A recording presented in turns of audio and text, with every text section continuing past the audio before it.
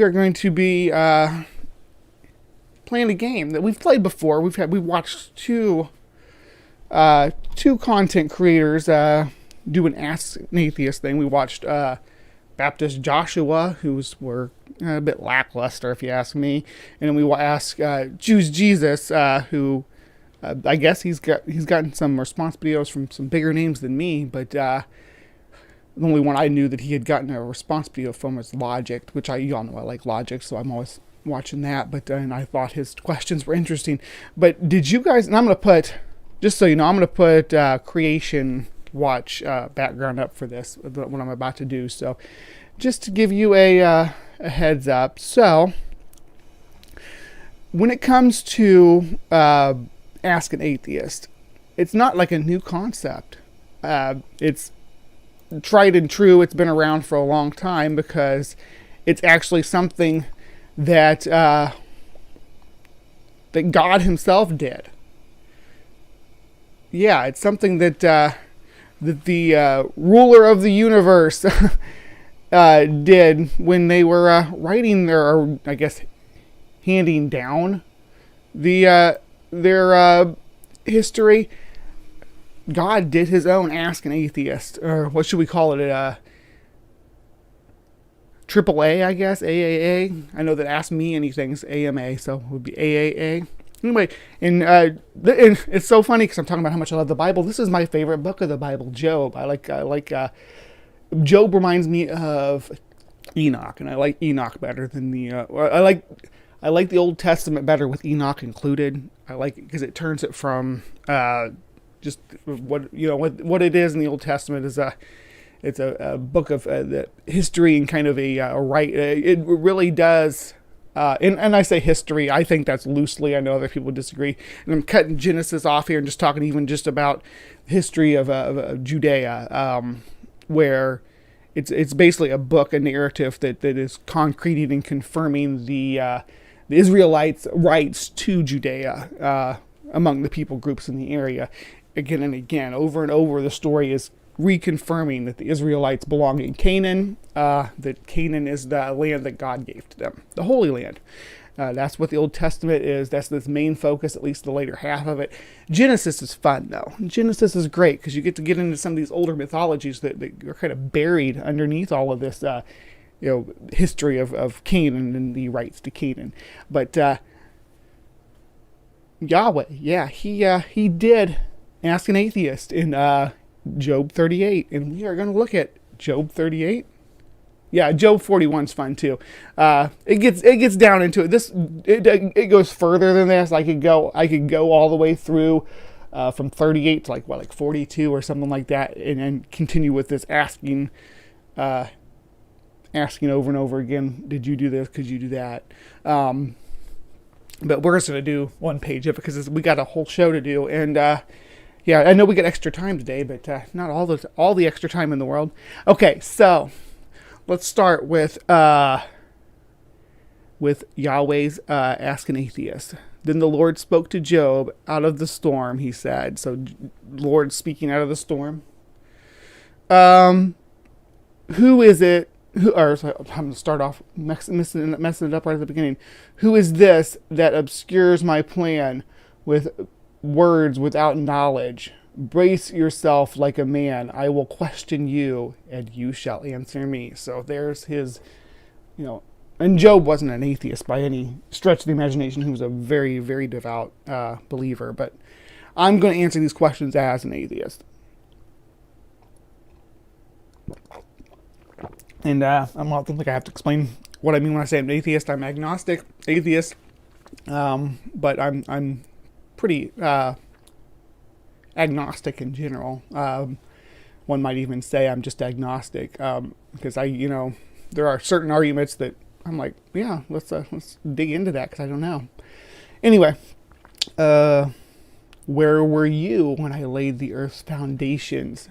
Tell me if you understand. Now, I can give this as poetic language that because the earth doesn't have foundations, but back then they didn't really know that. They thought the earth was on top of, it was just not like on top of a turtle's back or anything, of course, but that it was just a solid round area under or sitting on top of like a column, so that there was a foundation underneath it, and there were corners of the earth too. Really good stuff for mythology. I mean, really great ideas that that these early people had of trying to come up with reasons for things like weather and earthquakes and the tides and all these different factors that come into play. So they would come up with these mechanisms. There were, you know, crystal domes and pillars and walls and things like that they would come up with to compensate for these phenomena that they didn't understand. And I think the foundation of the earth is a great one, because that's saying that, yeah, they think the earth was built, it had to be built upon a foundation.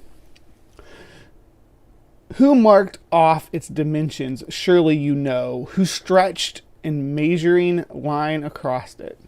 So yeah, it's basically talking about him building it. Him, you know, he's like, I, you know, got my shovel and created this. You know, my shovel, my hammer, and created this little world that you live in. It's all done by me. You are here because of my ingenuity. But you know, as we know now, as science marches on, we know that these things kind of form naturally. That planets form naturally. We can see stars forming. We see planets and stars at their various states of formation into various different configurations, and all across the cosmos. We are learning more and more about stellar formation. But I don't think that is a, you know, that he was marking off dimensions with his chalk. And again, I say that this could, you know, be poetic language, of course, but let's take this at face value for what it is, and say, yeah, there was no you know, putting out measurements and dropping your little line and dropping a chalk line like you do when you're doing drywall. This is what I picture in my head, him with the, you know, stretching it off and doing the snap where you put the chalk line on the drywall. Anyway, where were we? Okay. On what were its footing set, and who laid its cornerstones? Yeah, or its cornerstone. Here we go again with the corner. Throughout the Old Testament, the earth seems to be flat, seems to be presented as flat, with some, throughout there's some different characteristics, but this is one of the verses where it's like, yeah, here's Yahweh talking about the cornerstone, about the corners of the earth. While the morning stars sang together, and all the angels shouted for joy. So the angels were there while he's creating the earth now. So I guess the angels would have been before the beginning. I'm not sure. If you have any theories on that, drop them into the side chat, drop them into the comments below, and we'll see what we come up with. But yeah, what day of creation were angels made on? I'm not sure. Maybe they weren't made on any of the days of creation. Maybe they're made before the days of creation. That'd be an interesting notion to examine. Who shut up the sea behind doors when it burst forth from the womb? When I made the clouds its garment and wrapped it in a thick darkness. Let me read that one again. I'm not sure if I follow that. Who shut up the sea behind doors when it burst forth from the womb, when I made the clouds its garment and wrapped it in thick darkness. That's a interesting verse. I'm gonna have to mull that over a bit. But are we saying that the seas were? I don't know. The seas were shut behind a door. Is that like talking about the doors of the firmament, where, you know, like when he flooded the earth, he opened them and let the water in? Is that what we're talking about? Trapping them behind those doors? Okay, then I made. So this is talking about, I guess, the formation of space when I made the clouds its garment. So shutting the waters above, I guess, behind the firmament, and then wrapping it in a thick cloud of darkness, the night sky. Okay. Yeah, I'll go with that. That's what it's saying. Those things definitely are some out there ideas. But mythology, it kind of has its own, marches to the beat of its own drummer. When I fixed limits for it and set its doors and bars in place, when I said, "This far you may come and no farther, here is where your proud waves halt." Yeah, so it's talking about like stopping the waters above from pouring down upon us, from the sea of the great darkness without from pouring in and drowning us. Okay. Which is, I mean, that's what they were, thinking. And when it rained, that was more evidence that there was water up there. So they didn't, you talk about evaporation and things like that. The water cycle was not well understood in these days, and having an explanation for why water suddenly falls from the sky is kind of necessary. So this is what they came up with, and this is what they built their mythology around. So the water's up above us. Why? Well, when God made the earth, at some point it was probably when the gods made the earth, or when the God and the angels made the earth, there was a sea above and a sea below, and he had to drive the sea back, and he locked it behind these doors in the sky. But the doors drip down or whatever, and that's why we have or drip down or leak, or even he opens them up maybe, that gives us the rain that we receive. So I've always wondered if they thought that the waters above were fresh water and the waters below were salt water, and that's why it rained fresh water. I'm not sure. I'm not sure at all about that, but I kind of wonder about that.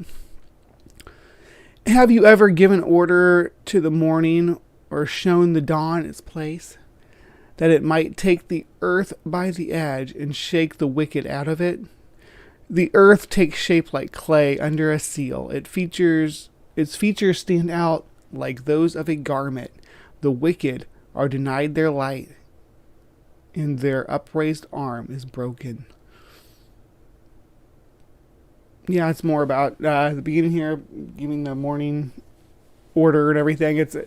It's basically, this is the stuff that when you talk to apologists and whatnot, that they'll say, how do you explain order? This brings me back to the Bill O'Reilly thing. Tides go in, tides go out. We can't explain it.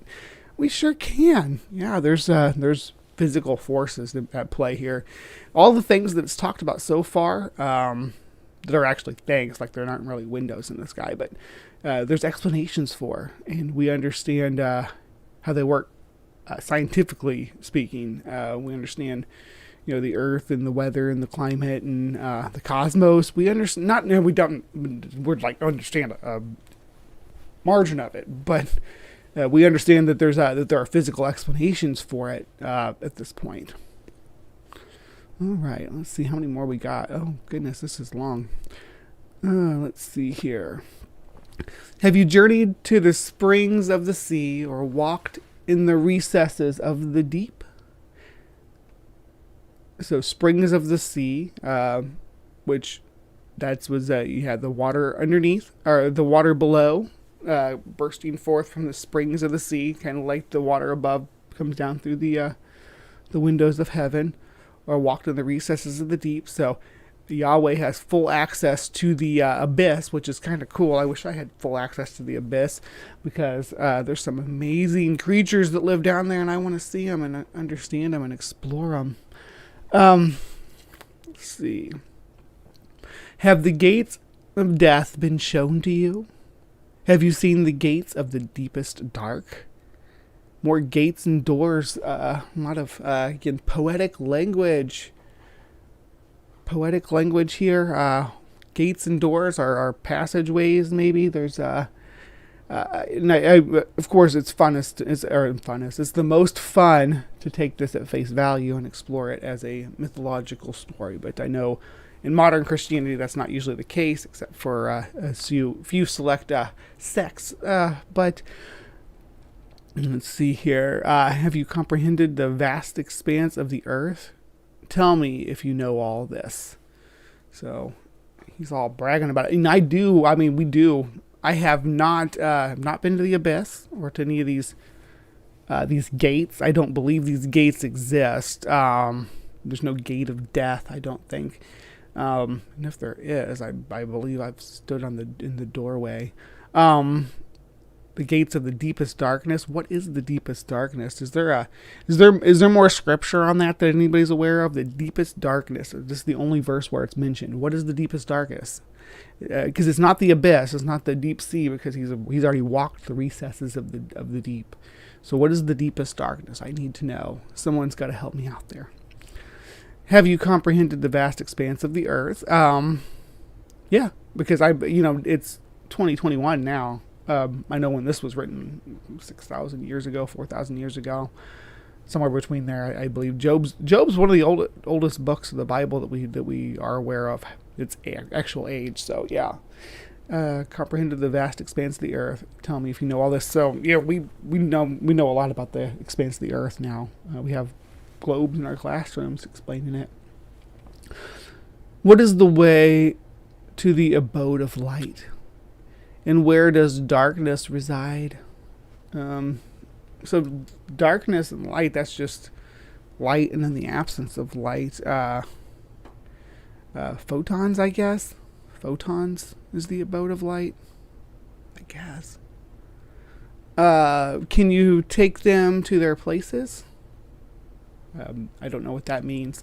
Do you know the paths to their dwellings? Surely you know, for you were already born. You have lived so many years. Wow, that was derisive. He's kind of being snarky with old Job here. He's like, yeah, I've been around all this time. Oh, you were there too, huh? Oh, yeah, sure. It's like full-on sarcasm. Yahweh's a snarker. Very snarky guy here. Have you entered the storehouse of the snow, or seen the storehouse of the hail, which I reserve for times of trouble, for days of war and battle? A storehouse of snow and hail. This is, again, more of this... kind of need an explanation for where these natural things come from. We know how snow forms. We know how hail forms. There's no storehouses of them. So yeah, we do know that now. I haven't entered them because they don't exist. So that's why we haven't been to them. But we understand how these processes that create them work. What is the way to the place where the lightning is dispersed, or the place where the east winds are scattered over the earth? Again, places that don't exist. The earth is a sphere, and the winds kind of rotate around it. They can change directions, and it depends on a lot of the geography too. And lightning's kind of the same way. It forms in the clouds. You got your excited electrons in the clouds. I'm not a meteorologist by any sorts, but I do know some meteorologists, so I could probably ask them about that. Who cut a channel for the torrents of rain, and a path for the thunderstorm? That's those winds that we were talking about. To water a land where no one lives, an uninhabited desert. Okay. To satisfy a desolate wasteland and make it sprout with grass. Does the rain have a father? Who fathers the drops of dew? From whose womb comes the ice? Who gives birth to the frost from the heavens? I don't think these things were actually born, though. These are things that are created through natural processes. Water is it's a combination of elements. We got your oxygen and hydrogen. You want to make an argument to where oxygen and hydrogen come from. I believe the only thing I could say is that it's a state of matter. It's one of a spectrum of states of matter that we have pretty good map of called the periodic table. So that's my answer to that. I could rant about that too, because I keep hearing these creationists, Ken Hovind, Matt Powell, Standing for Truth, heck, all of them really, Ray Comfort. They keep saying this about, oh, you believe you come from a rock. I'd like to, it baffles me that someone could take the entirety of the periodic table, all the elements, all their forms, and all the different materials and different substances and different alloys that you can make by combining them and whatnot. Take all of that together, all of it, and say, that's rock. That's a rock. Baffles me to no end. It's not the whole periodic table, not rock. Sorry. Okay, and who gives birth to the frost from the heavens, when the water becomes hard as stone, when the surface of the deep is frozen? Okay, so that's what's that? That slows down the electrons, right? And correct me if I'm wrong, but in the water molecule, that's what causes it to freeze. That's what causes any element to freeze, is it's the slowing down of its electron as the temperature drops. Can you bind the chain of Pleiades? Can you loosen Orion's belt? Can you bring forth the constellations in their season to lead out the bear with its cubs? Do you know the laws of heaven? Can you set up God's dominion over the earth? Loose the belt of Orion. That's an interesting concept. So what are we doing to the belt of Orion here exactly? It's because it's just 3 stars, right? But more colorful language to say how powerful I am. Setting constellations. So the constellations exist as the images, and we just had to find them. We didn't just pareidolia and make them. They actually hadn't. Yahweh made them so that we were supposed to find them in this narrative. Interesting perspective on that. Do you know the laws of the heavens? Can you set up God's dominion over the earth? I think it's so weird that we got verses like this, and the lead out the bear with its cubs. Is the bear being led? Is Yahweh saying, yes, I'm leading this this bear and her cubs to find food, to find water, to find shelter, that he's supposed to be, is he claiming here that he leads in every individual bear and its cubs? Or are they following some kind of instinct to survive and to get the necessary resources and find the environment that suits them in order to thrive in?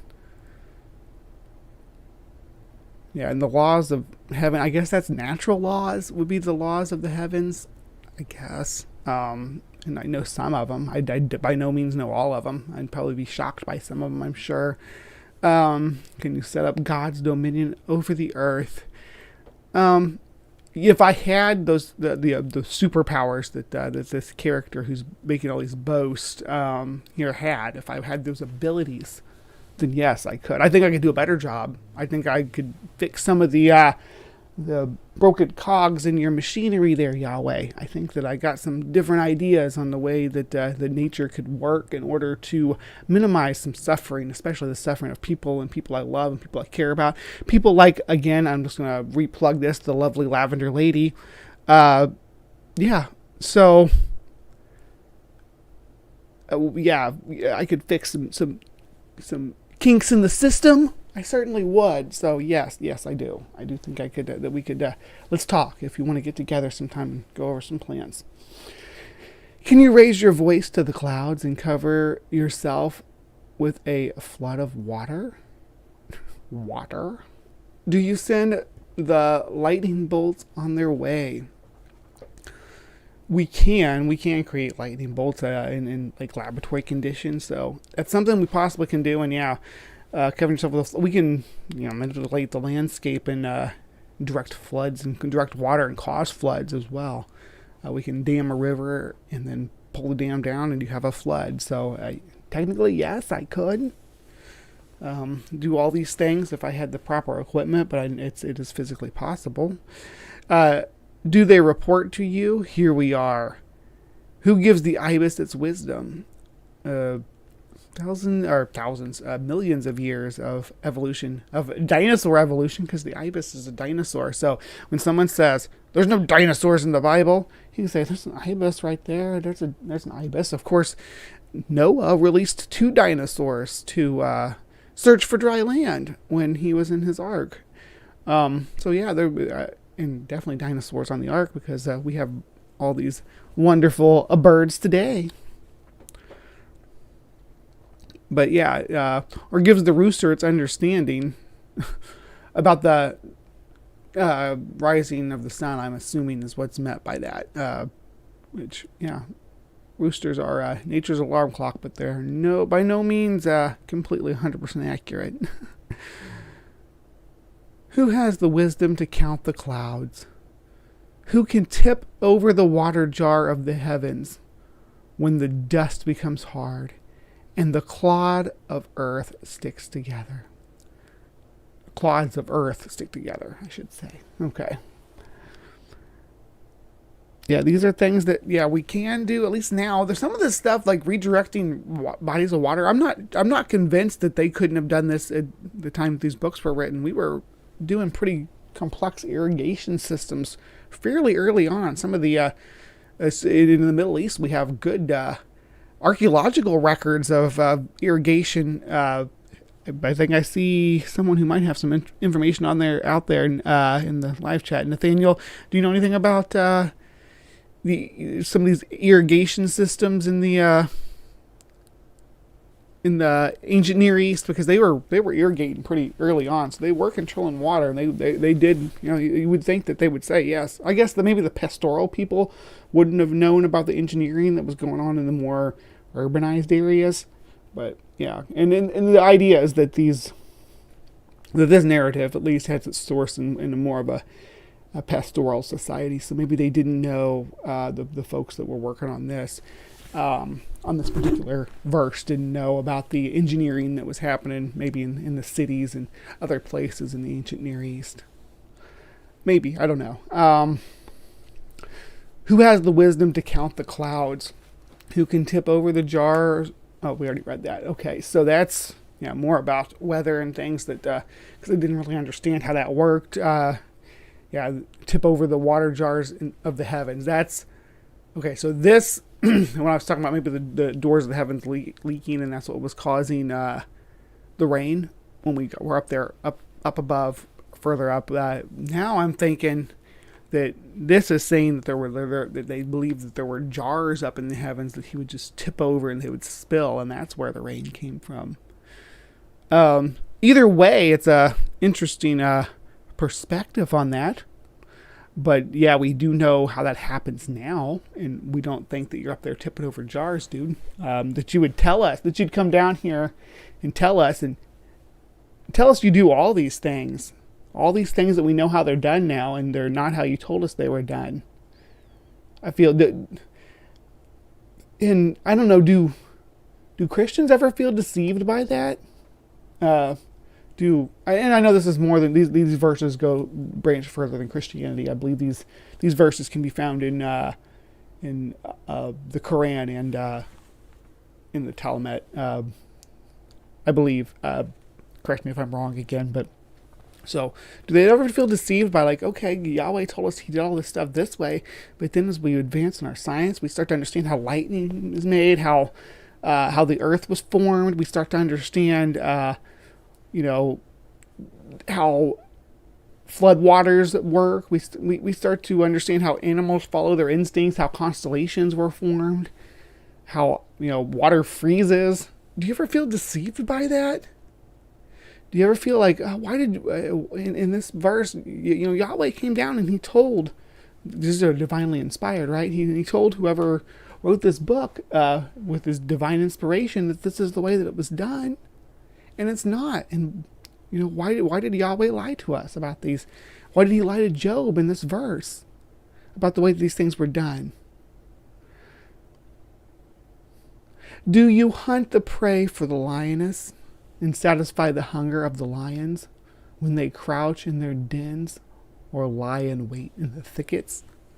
Who provides food for the raven when it is young? Cry out to God and wonder about for lack of food.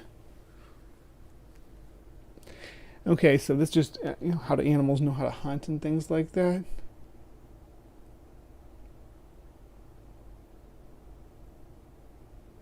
Okay, everybody out there in the live chat, be good. We're here for a good cause. You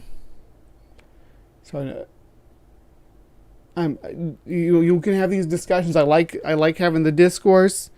I like enjoying that you all can engage about ideas.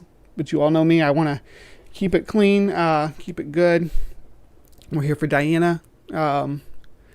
Anyway, that's the. So this is Job 38. I'm glad that you guys. I'm glad you guys will enjoy this. Maybe I'll read more passages like this if this is a segment that you guys like, and we can go over Yahweh's questions for atheists. And I think that I do feel that way. I do feel that way about it. Secular rarity. I do feel like he was kind of, at least in these verses, that he's kind of gaslighting Job, because he's telling him that all the stuff is done these ways, and they're not. There's no cornerstone. All these different claims that he's making. There's no foundations.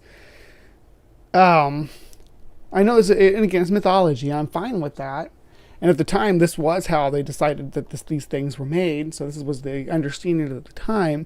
So I'm not like faulting even the writers of this, but if I'm faulting this as a narrative of reality, it is definitely a narrative of their mythology.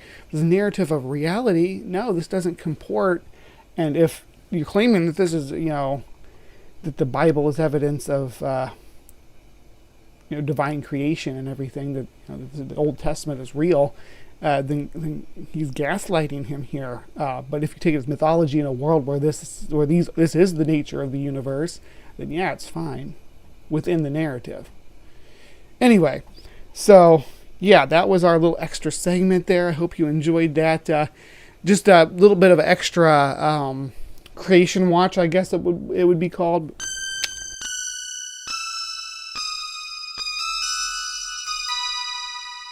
Then the Lord said to Moses, "Stretch out your hand over the land of Egypt for the locusts, so that they may come into the land of Egypt and eat every plant in the land, all that the hail has left." So Moses stretched out his staff over the land of Egypt, and the Lord brought up an east wind upon the land all that day and all that night. When it was morning, the east wind had brought up the locusts.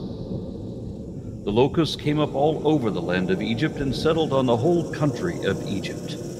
Such a dense swarm of locusts as had never been seen before, nor ever will be seen again. They covered the face of the whole land, so that the land was darkened, and they ate all the plants in the land, and all the fruit of the trees that the hail had left.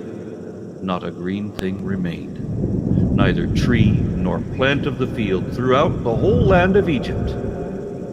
Then Pharaoh hastily called upon Moses and Aaron and said, "I have sinned against the Lord your God and against you. Now, therefore, forgive my sin, please, only this once, and plead with the Lord your God only to remove this death from me." So he went out from Pharaoh and pleaded with the Lord, and the Lord turned the wind into a very strong west wind, which lifted the rocks and drove them into the Red Sea. Not a single locust was left in the country of Egypt. But the Lord hardened Pharaoh's heart, and he did not let the people of Israel go.